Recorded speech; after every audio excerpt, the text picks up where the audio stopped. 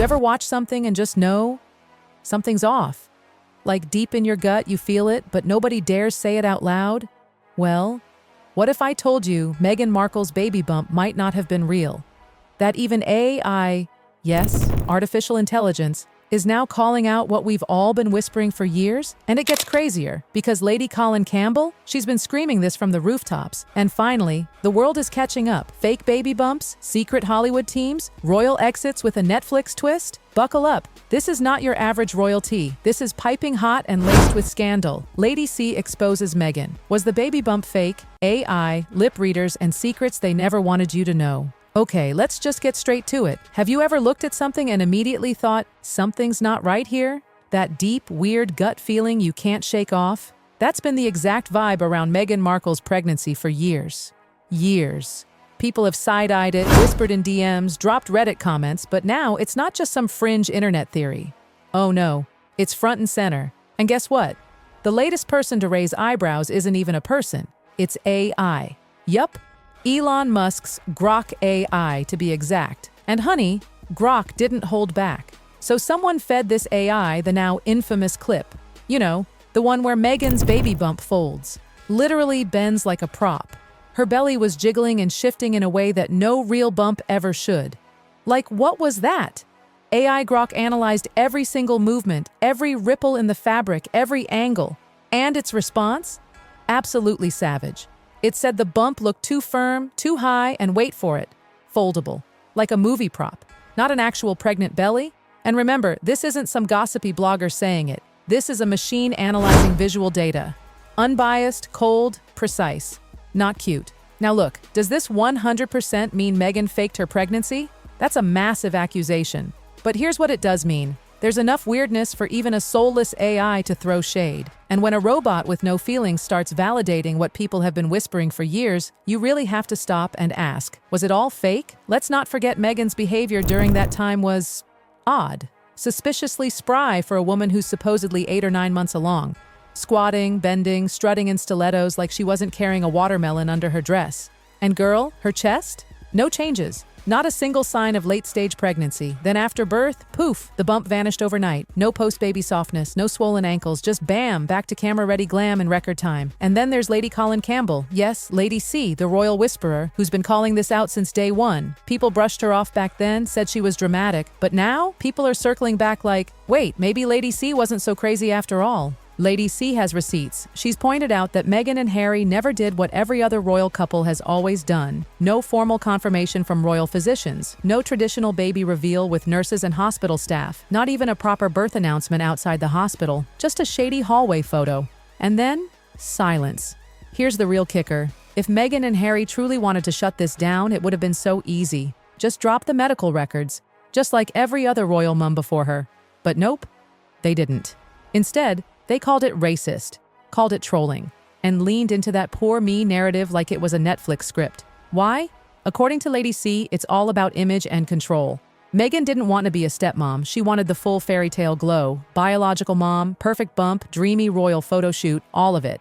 And let's be real, pregnancy doesn't always fit nicely into a career plan. The swelling, the timing, the after effects, it's unpredictable and messy. Not very on brand for someone who's trying to build a lifestyle empire. So what if, just what if, the moon bump wasn't just a costume, it was a branding tool? And here's where it gets even juicier. Meghan didn't just break royal protocol, she steamrolled it. Belly cradles on red carpets, awkward crouching poses, doing the most. It had royal watchers stunned. The firm didn't know what to do with her. And the press, oh, they were on high alert. But every time someone dared question the weirdness, bam, accusations of misogyny, racism, haters, mainstream media practically screamed, leave her alone. But Lady C, oh no, she was not about to back down. She called it what it was, common sense. Lady C went full detective, pointing out all the missing pieces. The absence of real medical verification. No hospital exit photos, no legit baby bump progression. It was all too edited, too perfect, too polished. And then Lady C dropped the line that still echoes in every royal gossip thread. Just provide proof that the baby came out of her body. That moment, that was it. Critics stopped whispering and started talking, loud. It wasn't a smear campaign, it was a challenge, a direct call for transparency. And surprise, surprise, it went unanswered. Then came Meghan's miraculous post-baby debut. And I mean miraculous. Flat stomach, glowing skin, Instagram ready from day one, not a hint of postpartum puffiness. It's like the pregnancy just evaporated. And Harry? He looked done, checked out, like he was on autopilot while Meghan drove the bus. People started dissecting old footage. Lip readers jumped in. Remember that Remembrance Day clip? Meghan leans in, whispers something to Harry, and what did he say back? "You do realize this is the end?" Her reply. "Yes, I do know." Ew. Hold. Upper. That moment hit like a plot twist. Like this wasn't just two people in love winging it, this was planned, premeditated. Meghan wasn't flailing, she was focused, strategic. A woman with a plan, ready to build a brand, not just a marriage. And Lady C, she clocked this energy early. Meghan never cut off her Hollywood crew. Her manager, her PR rep, her lawyer, still in the mix. Royals don't do that. Once you're in the firm, your team becomes theirs. But not Meghan. She clung to her people like she knew she'd need them again. And boy, did she. So when the palace wouldn't let her turn Duchess into a global business brand, she said, bye. On her terms, her timing, her exit strategy. And let's not pretend it didn't work. For a while. Meghan and Harry were everywhere. Oprah, Netflix, Spotify, magazine covers. They monetized their royal fame like pros while bashing the very system that gave them that platform. The hypocrisy practically sizzled. But guess what never happened? Number medical, proof, still waiting. Because somehow that one tiny thing, just one document, has never surfaced. And at this point, the silence is louder than any statement they could make. And just when you thought it couldn't get juicier, enter Princess Daline of Belgium. Oh yes, royalty meets royalty, but this time it's like mixing oil and fire. Daline, with her own complicated royal past, suddenly jumped into the conversation, but not in the way you'd expect. She came out swinging in defense of Prince Harry, called him traumatized, said he was misunderstood. Really, Daline? Misunderstood? Well, Lady C wasn't having it, not for a second. She knew Daline personally back in the day, and let's just say she wasn't impressed with her royal comeback tour.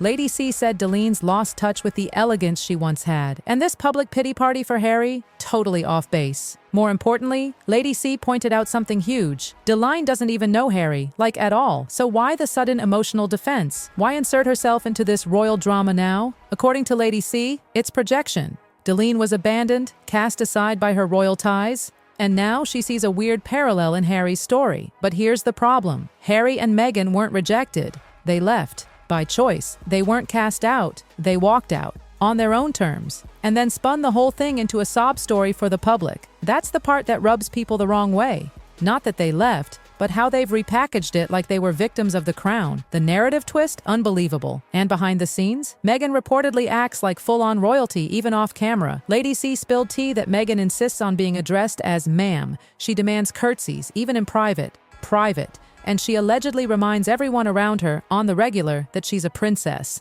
Like, as if anyone forgot. It's giving fantasy. Like straight-up role-play at this point. Because everything about Meghan's public story doesn't quite match up with what insiders say goes on behind closed doors. There's this huge gap between the polished, poised Duchess in the docuseries and the woman Lady C and others describe behind the scenes. And let's talk ambition. Meghan's never really paused the hustle. Before she met Harry, she was wrapping up her Suits gig. No major film roles, no real breakout moment. Hollywood wasn't knocking down her door. She was staring at the clock. Let's be honest, at 40, the window for a Hollywood breakthrough starts to narrow. But then, boom, she marries a prince. And suddenly, instant global fame. But here's the twist. Royals don't do brands. No fashion lines. No wellness blogs. No paid sponsorships. And definitely no Netflix deals. Meghan found herself on the biggest stage in the world, but locked in a system that didn't allow her to monetize it. And she wasn't okay with that. So what did she do? She pushed back. She pitched that now infamous half-in, half-out plan. One foot in the royal world, the other in Hollywood.